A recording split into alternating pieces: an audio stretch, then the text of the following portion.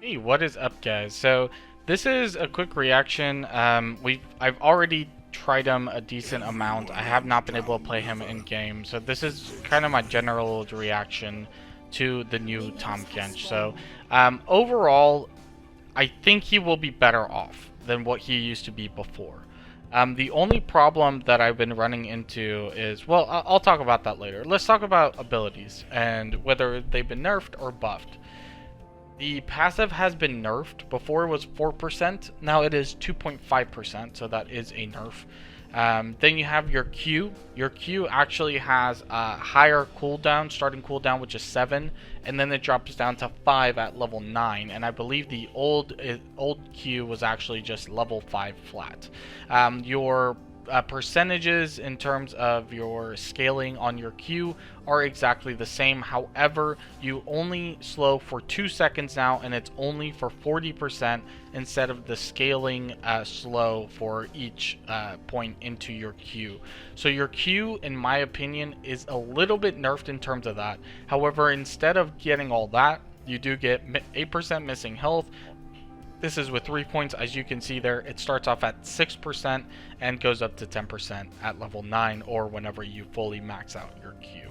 So overall, like face value, your Q doesn't sound great. But based off of certain duels that I've done with a couple of subs, I've noticed that your Q actually does have a bit of outplay potential, just because that extra heal that comes in is very, very nice, and it helps you last longer in a fight. However, you really have to relearn every matchup top lane now, which is the thing that I am not a big fan of. Hey, this is After Recording Kenchi here. Forgot to mention this in terms of your Q. With your Q, it actually scales with your size as well. So if you go Frostfire Gauntlet, if you have like the armor, or sorry, health potion, or health elixir, things like that would actually increase your size, and as a result, you would also have a longer Q range. So just keep that in mind as well. Sorry, I forgot to mention that in the video. Now you have your W and your R were swapped, so this is what your W is now. So it is a dive down. So dives down, reappears at target location. It has a 100% magic damage scaling, which is pretty decent. The only thing that sucks with this is you can be seen using it in Fog of War. So if there's a bush right here as an example, we were testing this out and you can actually see you enter it. So as an example, if I'm in a bush right now, as soon as I do this, they can already see me coming and they can try and dodge accordingly. The dodge is actually the W is actually kind of easy to dodge, I'm not gonna lie, especially once you have boots. I think it's mainly a thing that, one, you have to use to engage, or you have to use to disengage. As far as I know, if you get CC'd at the beginning of this, it actually knocks you out and it keeps you from where you are. It does not go through all the way, but I believe you are able to actually take some damage during that. And actually, let's test that out right now, because I'm not 100% sure about that, if I'm being completely honest with you. I think that is one of the things that I have not tested out. Let's find out here.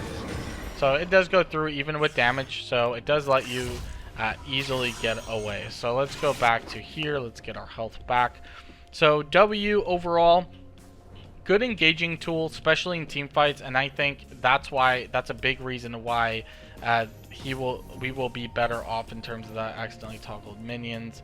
Let me toggle towers back out. Okay, so W pretty decent. This is the one that, while I was playing this, actually upset me a lot.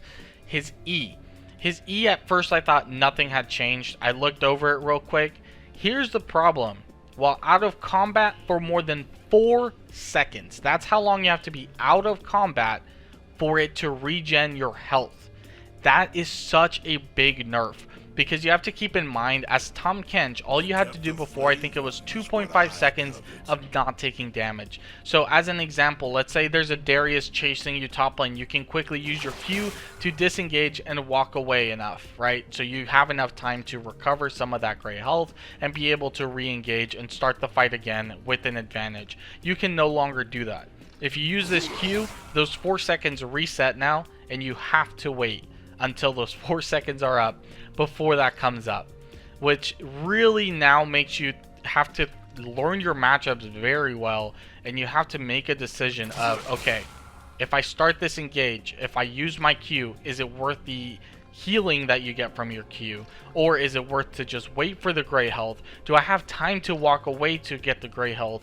There's a lot more decision making that's going to come with Tahm Kench now, and I think overall these changes are making the skill ceiling for Tahm Kench a lot higher. Your engage tool and now your ultimate has a way longer cooldown, which is from compared to your old W, sorry. So it starts at 120 seconds. At max it is 80 seconds, which overall you don't really notice that much in lane when I was playing with them, because you back and then you come back. Use this to throw people under tower, okay? I think that's where you really want to kind of go off of that. The nice part about this is you're able to shield, and actually I haven't tested this from a range. No, you can't, or sorry, so used to having Devour there. Let me do this. Okay, let me see if I can do this. I cannot. Okay, just wanted to test it. You cannot Devour from a range, but once you shield, once you grab them, you can throw them a lot further, and they actually get a shield, which is very, very nice. But I think overall it's obviously it is a little bit of a nerf. It gets a little bit tougher though. I think it's gonna take time for people to understand how to play this champion a lot better, especially in the top lane. It's just a little bit difficult to kind of see how he's gonna work. He's more of a teamfight champion, and he's more of a utility champion from what I can see now. His power has shifted a little bit more towards utility, but the other nice part, this is kind of a niche. It's really cool when you see it, but honestly in an actual game it's kind of difficult to think that it can happen. You get 3 stacks and you're able to Q and R them, but remember, once you do that once, you lose this. So if you can catch someone out, you can actually move quite a bit with them now, a lot further than you used to before. You can grab them and move them way far back, so they went from like here to here just with my ult. Let me actually get a good idea here. So he's right here. Yeah, about from here to here. Yep.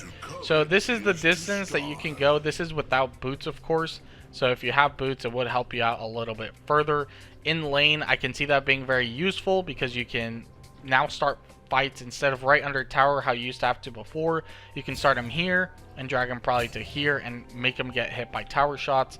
So it is a nice little buff to be able to go further with it. It is also nice that you can QR them. You have to get the 3 stacks before you can do that.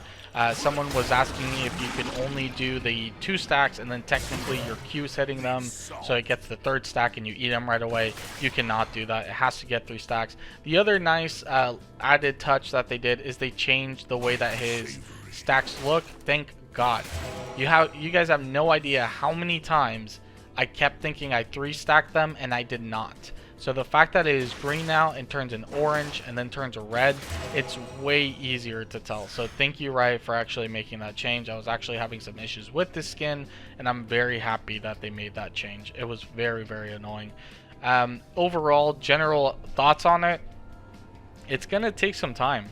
You also start with lower base health is what I was seeing. Your mana stays the same.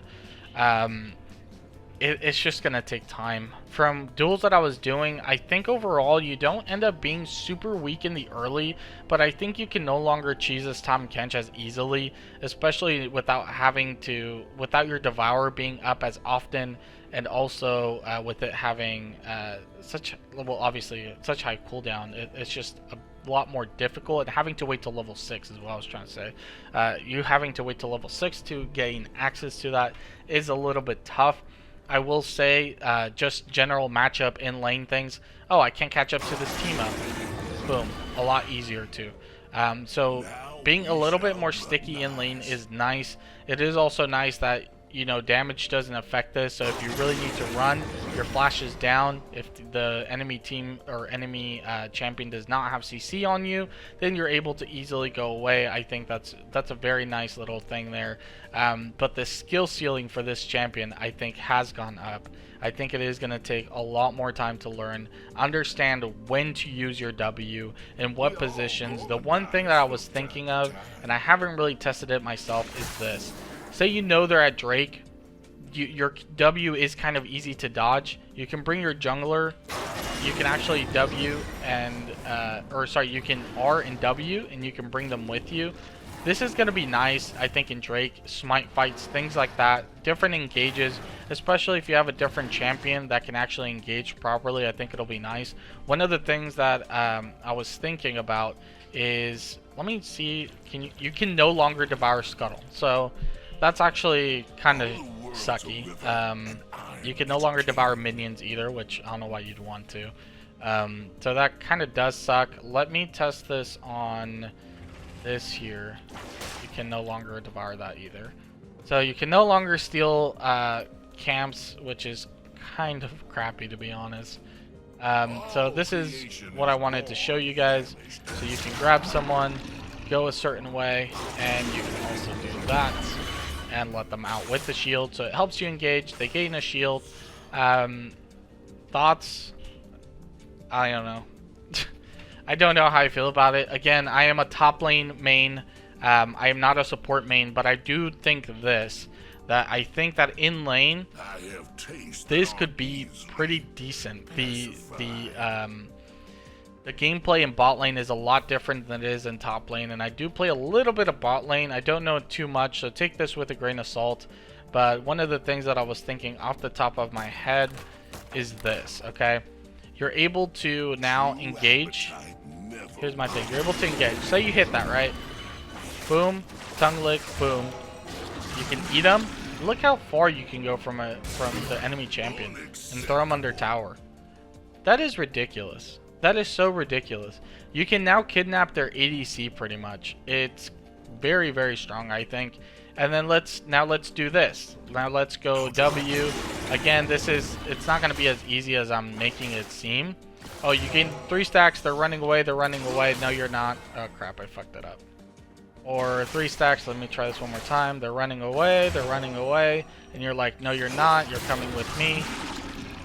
And then, boom. Back into tower. Obviously, this scenario would be a difficult thing to get them into tower. But you get the idea. You get the 3 stacks. And as long as you save your Devour, you can bring them back. And I think that's probably how your Devour will work. Especially into a winning matchup. I think that's the best way that it's going to function. Let's pretend that we're top lane now. Let me clear target dummies. Now let's pretend we're top lane, right? So let's... Well, I guess we can go top lane just so you guys can get the better visual here. Let's pretend we're top lane and we started a fight. We actually end up winning. We're really ahead. And now the dummy decides, or whoever decides to start running. You could be like, nope. Bring them back in. Also this can help into ganks later once people know how to play with you. You're in the middle of the lane, it's kind of even, and then your jungler's about to gank, boop, and now you can not only delay but get them even closer to your jungle. Or say that is warded, same thing. They start running away, you get the 3 stacks. They start running away. By that time, they're maybe over here, and you just whoop, grab them, and then same thing, throw them out that way. It's, again, the possibilities are kind of endless with this. I think, again, it's just a matter of time. Abyssal Dive, I think, could be nice, just because you do struggle with a little bit with mobility and being sticky. This would help a lot more, especially if you just need to do a quick engage. Oh, there's something happening in jungle. You can now just go in and do a knock-up when you get there that can potentially save people. There's a lot of things that can come with this. If you are a Tahm Kench main, if you are interested in Tahm Kench content, please consider subscribing. I am going to do as much content as possible on this rework and get you guys updated all over again in terms of matchups and things like that. There is still some builds that I want to try that I think would be fun in the next couple of weeks before this releases, so I do want to try that before Tahm Kench is fully gone in its current form. So thank you guys so much for watching. I hope you guys found this informative. If you guys need absolutely anything, please comment below and I will do my best to answer any of your questions. Thank you very much, and I hope you guys have an amazing night.